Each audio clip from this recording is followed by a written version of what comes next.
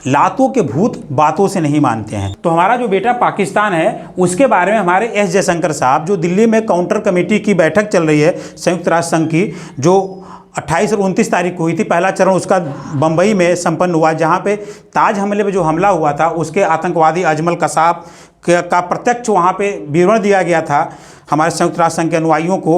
और अब उसकी जो दूसरी बैठक हुई दिल्ली में संपन्न हुई, हमारे विदेश मंत्री एस जयशंकर साहब ने पूरी तरह से पाकिस्तान को बेनकाब कर दिया। लेकिन कहा जाता है ना कि लातों का भूत बातों से नहीं मानता है, तो उसी तरह जो पाकिस्तान जो इतना ज़्यादा फूंक रहा है ना, वो अमेरिका के दम पे फूंक रहा है, जो उसके चचा हैं।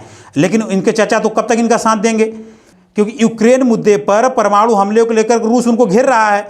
लेकिन फिर भी हम अब आते हैं अपने पाकिस्तान के ऊपर। जो हमारे विदेश मंत्री एस जयशंकर हैं, अभी दिल्ली में यूएनएससी की बैठक हुई थी। यूएनएससी की बैठक में संयुक्त राष्ट्र संघ के काउंटर कमेटी की बैठक थी, विशेष अधिवेशन था, जिसका पहला चरण मुंबई में, दूसरा चरण दिल्ली में संपन्न हुआ था। उसमें हमारे विदेश मंत्री एस जयशंकर साहब ने भारत का पक्ष पूरी तरह से मजबूती से रखा, और इतना मजबूती से रखा कि सभी लोगों को पाकिस्तान की हरकतों का पता चल गया।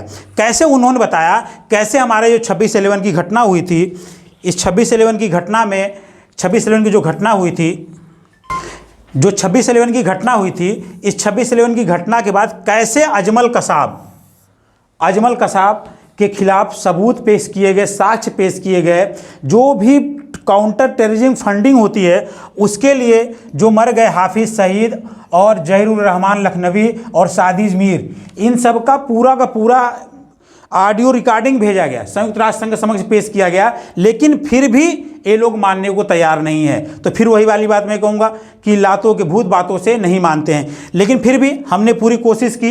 ये जो हमारे जो ताज पे हमला हुआ था उसके जो मुख्य थे डेविड हेडली और राणा जो थे, इनको भी पकड़ लिया गया। हालांकि ये सब पकड़ लिए गए, लेकिन जो पाकिस्तान की जो फंडिंग हो रही है, पाकिस्तान की फंडिंग पूरी तरह से अमेरिका पे निर्धारित है।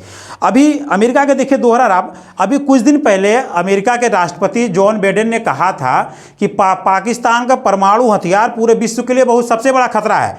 लेकिन उसके 2 ही दिन बाद पाकिस्तान को जो आतंकवादियों की ग्रे सूची होती है, आतंकवादियों को समर्थन करने के लिए, उस लिस्ट से बाहर निकाल दिया। तो भैया तुम ऐसा काहे किए, जरा हमको ही बताओ। जब तुमको पता है कि पाकिस्तान का परमाणु जो हथियार है पूरे विश्व के लिए खतरा है, तो उसको ग्रे सूची से काहे बाहर किए? कल को अगर वो परमाणु हथियार अगर आतंकवादियों के हाथ लग गया तो क्या होगा, आप हमें बताओ। तो पूरा विश्व खतरे में पड़ जाएगा ना।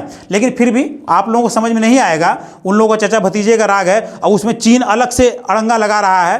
खैर वो छोड़िए, हम आते हैं अपने विषय पे।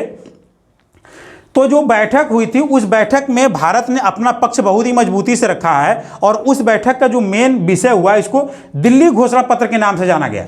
ये जो दिल्ली घोषणा पत्र था, संयुक्त राष्ट्र सुरक्षा परिषद की आतंकवादी निरोधक समिति की बैठक है। इसमें आतंकवाद के विरुद्ध जीरो टॉलरेंस को अपनाया गया है।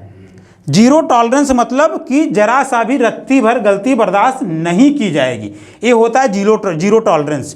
और जो इस नियम में दिल्ली घोषणा पत्र बनाया गया, इसके जो मुख्य बिंदु थे, इसके सभी सदस्य देश आतंकवादी गतिविधियों को किसी भी तरह से मदद नहीं करेंगे। पाकिस्तान की तो बड़ी मुश्किल वाली बात है, भैया वो कैसे मदद नहीं करे? अगर मदद नहीं करे तो उसे खाना नहीं पचेगा।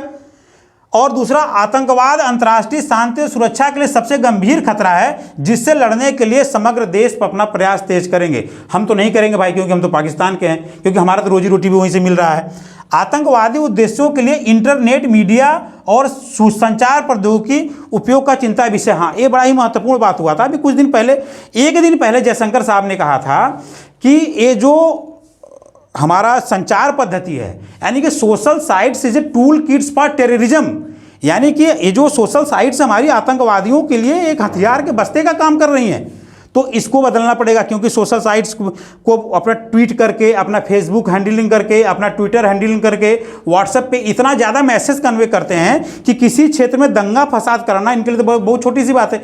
इसलिए कहीं भी सरकार जब कोई दंगा फसाद होता है तो सबसे पहले इंटरनेट को बंद कर देती है, न रहेगा इंटरनेट न फैलेगा मैसेज। और अगला जो हुआ था, आतंकवाद को किसी भी धर्म, राष्ट्रीयता या सभ्यता, जाति, समूह से नहीं जोड़ा जाता है। ये तो पहले कह दिया गया है कि आतंकवाद का कोई जाति और धर्म नहीं होता है। आतंकवाद का सिर्फ एक ही धर्म होता है, आतंकवाद, आतंक और आतंक। आतंक को अगर हम धर्म से जोड़ेंगे, जाति से जोड़ेंगे, तब तो उसका निवारण कभी भी नहीं हो पाएगा। तो तब तो उस स्थिति में अजमल कसाब को भी फांसी देने के लिए भारत में कई साल लग जाएंगे और उसको बिरयानी भी बिरयानी खिलाई जाएगी, क्योंकि हम आतंकवाद को धर्म से जोड़ रहे हैं। अगला है G20 सहित अन्य मंचों पर आतंकवाद के उद्देश्यों के लिए उभरती प्रौद्योगिकी के दुरुपयोग पर चर्चा की जाएगी। हाँ, जो हमारी प्रौद्योगिकी उभर रही है यह आतंकवादियों के हाथ में न लग जाए। भैया आतंकवादियों को हाथ में कैसे लगेगी? हम गए कट्टा लेकर किसी को मारने के लिए, वो हमसे पहलवान था, हमारा कट्टा छोड़ करके हम ही को पेल दिया। अब बताओ कैसे बचोगे? भैया वीडियो पसंद आए तो वीडियो को लाइक करिएगा और चैनल को सब्सक्राइब जरूर करिएगा। ऐसे ही सूचनाओं के साथ हम हाजिर होते रहेंगे। धन्यवाद।